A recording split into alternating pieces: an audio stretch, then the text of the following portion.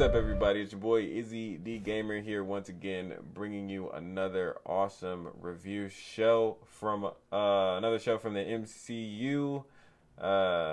Very special character that kind of originated the MCU. One of the 6 or 7 characters that did Loki, and we also have our new special guest here with us today, AJMarvel. What's up, bro? What's going on, guys? How you feeling? Yeah, awesome. So how are you feeling so far about Loki? Haven't seen the first episode. Trying to stay spoiler free and all that stuff. The first episode was probably the best intro episode I think they've done so far out of the 3 series. Yeah, man. Without spoiling it too much. Yeah, I could definitely agree with that, man. I think it was. I really did enjoy WandaVision episodes, but I don't know if I enjoyed the first episode more than the second episode. I think it all if without the second episode, I may have not enjoyed it as much, WandaVision. Yeah. So once I got to episode 4 of WandaVision, that's when it clicked for me. Like, okay, this is what's going on. I was really into the whole retro thing going back in the day. But yeah, so we're gonna do this video a little bit different. It's gonna be cut down a lot more. We're gonna be kind of avoiding putting the Loki actual content, the actual show within this episode specifically until we get a few things in order. It would be until further notice. So we're still going to do the reactions and everything, or kind of talking over it, everything like that. But it's just going to be kind of edited different on my side of things. Hope you guys still enjoy. And let's get into Loki.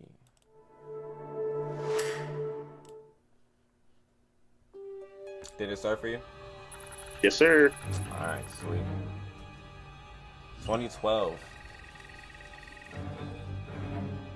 This is when everything basically kicked off. Oh yeah.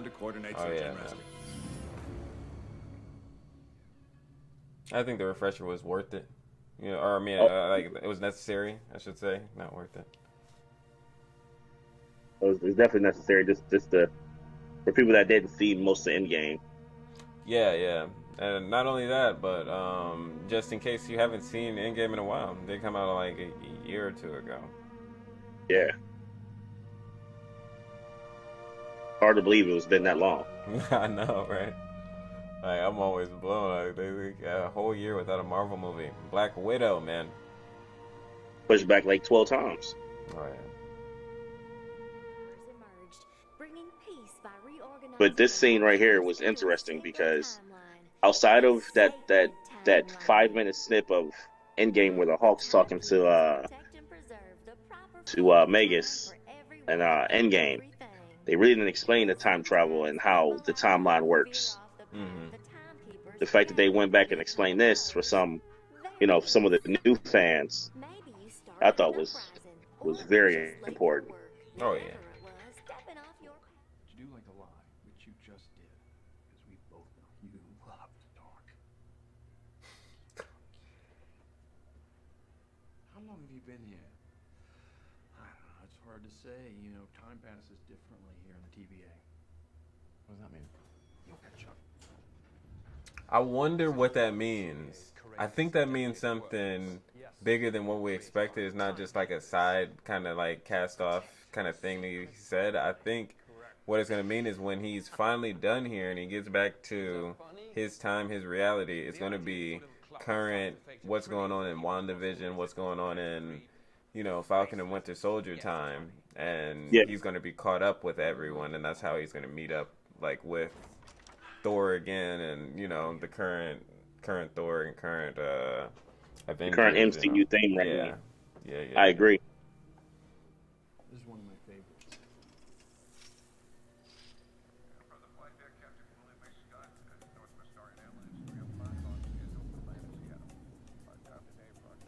Bourbon and soda. Thank you. Now, this scene here, I couldn't remember if this scene was from anything else, or this was just in this series. Yeah, it was just in the series. I wonder what resetting does. Does it just like send you back to birth? You just restart? What's your name? They didn't really elaborate on that part because the pruning we see that guy disappears. Yeah. I think the reset is like taking that guy and sending him back to the Right. timeline that he was at and restarting where he should have been. Yeah. That's the only thing I can think of because I thought about that when I was watching it live. I'm like, okay, resetting. I know what happens when I reset my game, but that starts it over. Yeah.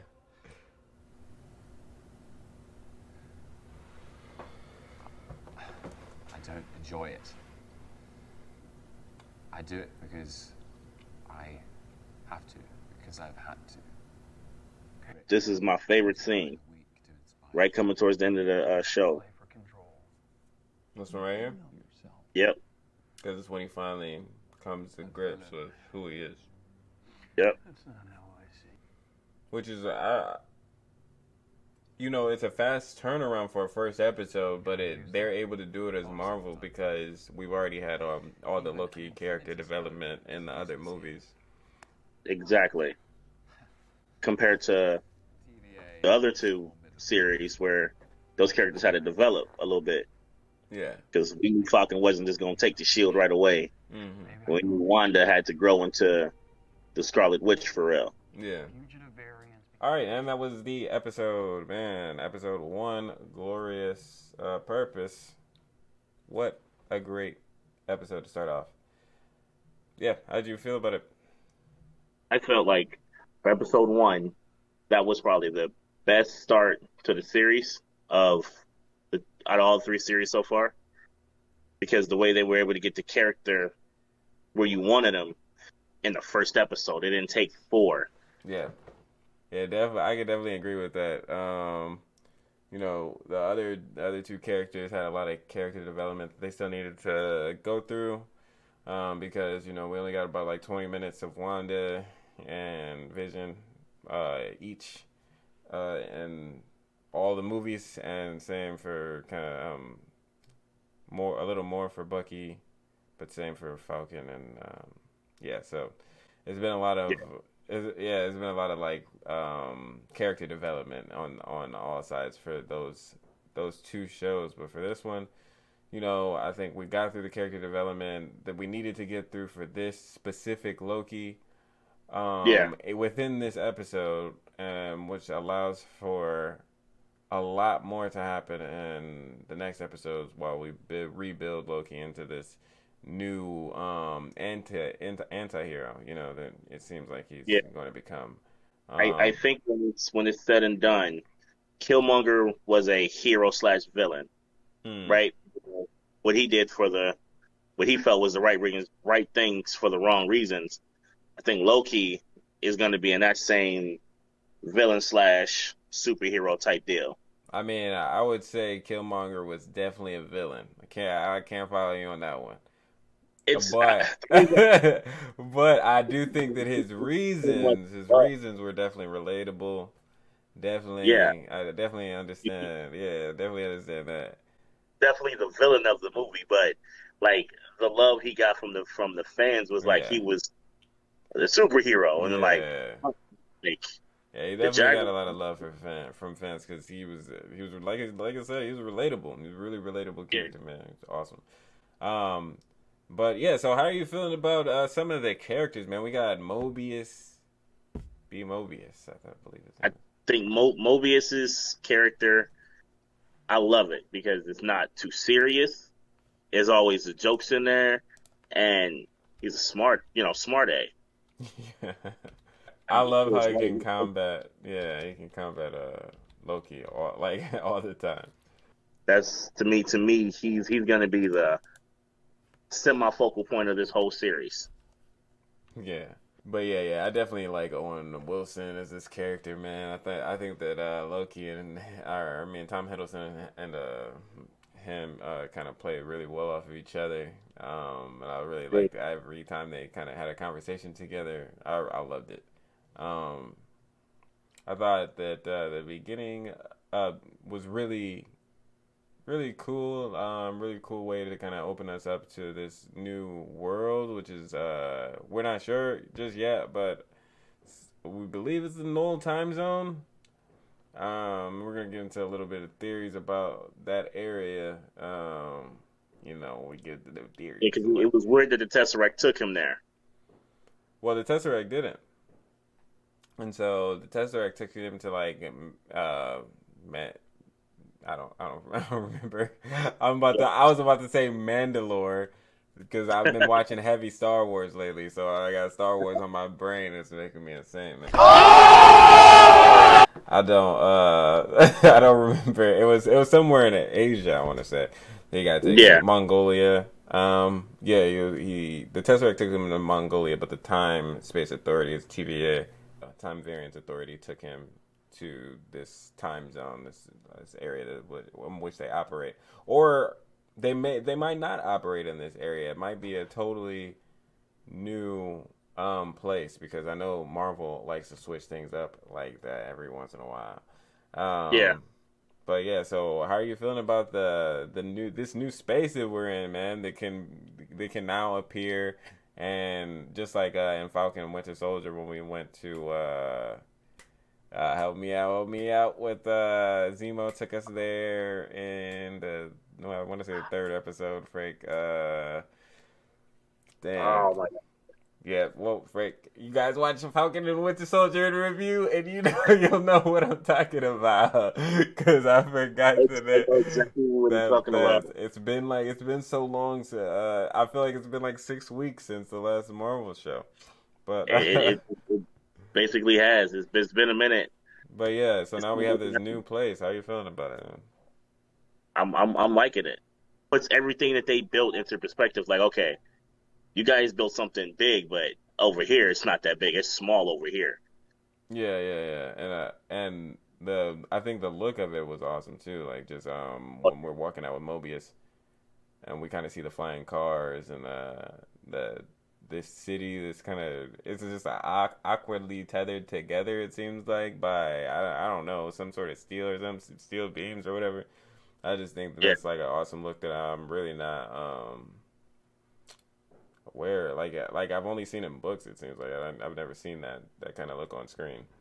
So overall, you said this is your favorite first episode of all the Marvel movies. What was your favorite part of the episode, man? Right when he realizes that, okay, what I've done didn't work. Now what do I got to do to be different? Yeah, that was definitely a powerful moment.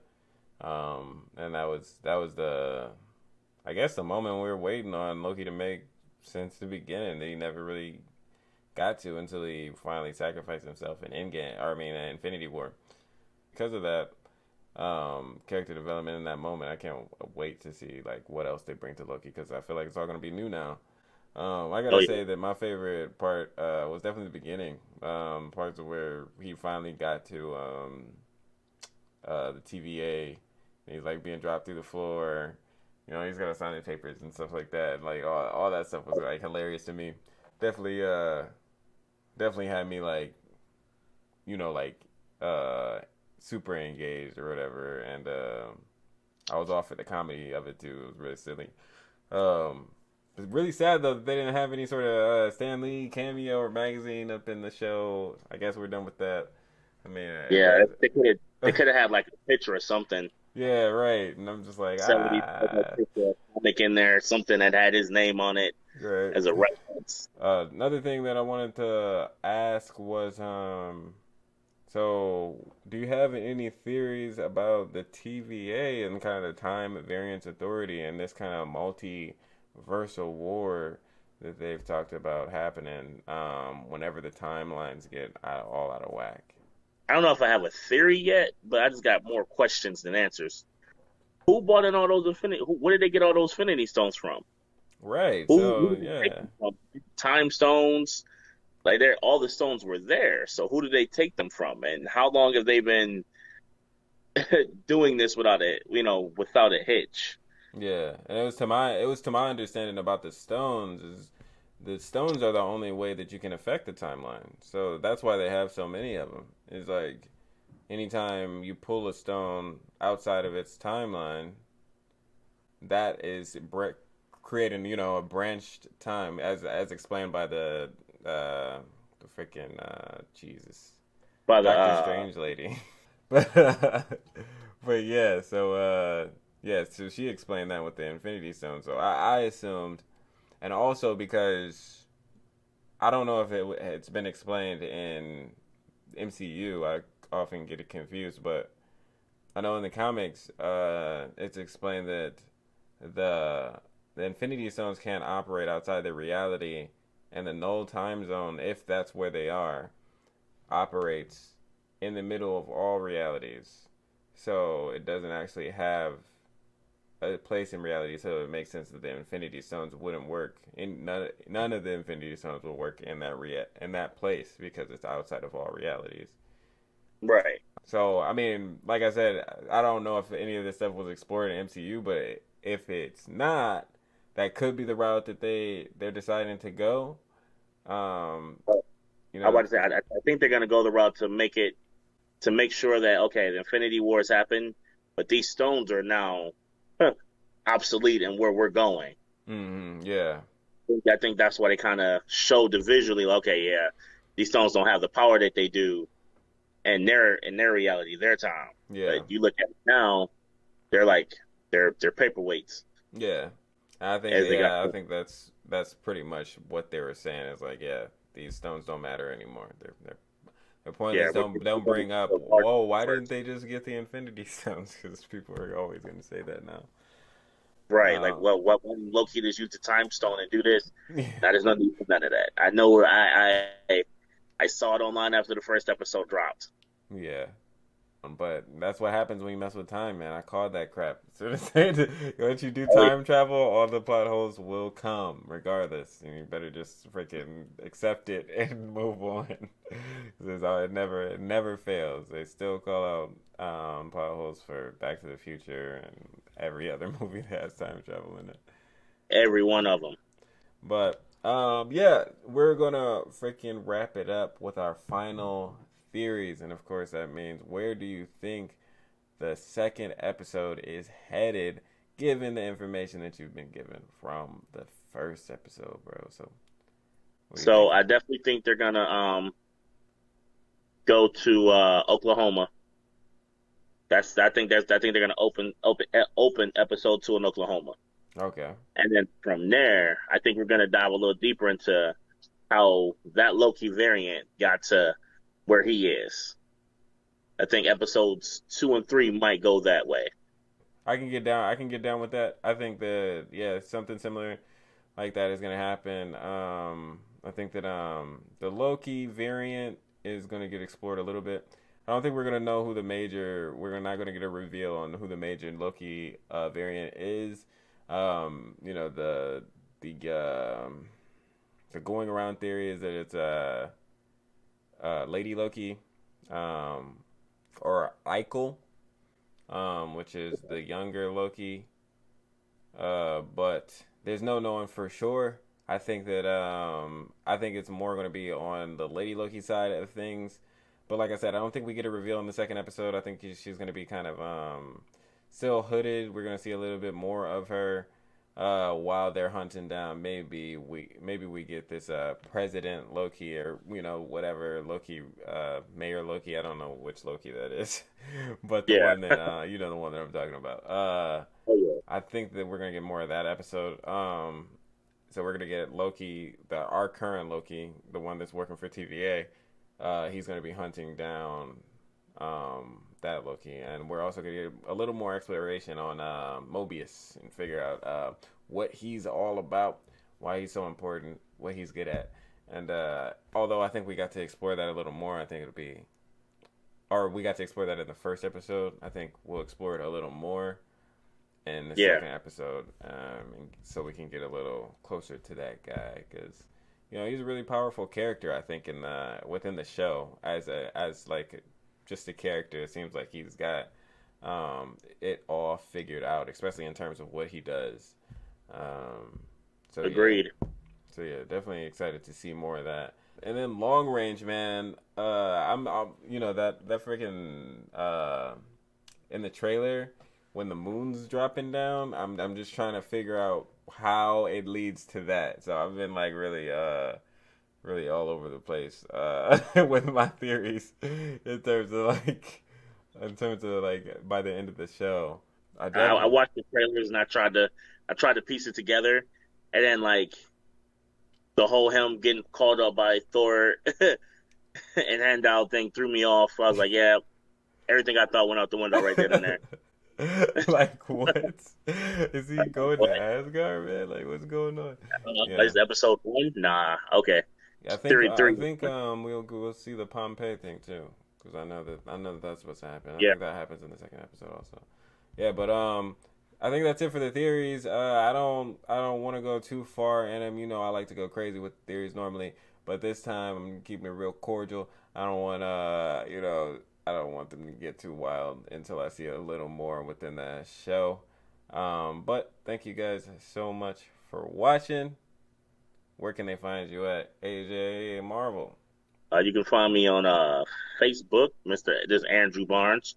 See the Hey, you can find me on Instagram, AndrewJB88. You know, but like I said, everything's changing to AJ Marvel real soon. yeah. So just look out for that. Look out for that. But for now, follow those links linked right below, man. And until next time, guys, you know you can follow me at IzzyDGamer, Instagram, Twitter, all that jazz. But make sure you follow on Twitch. Make sure you subscribe right below, all that good stuff. And until next time, guys, happy. I don't want to say gaming. We're not gaming today. Reviewing, reacting, guys. You know, enjoy it.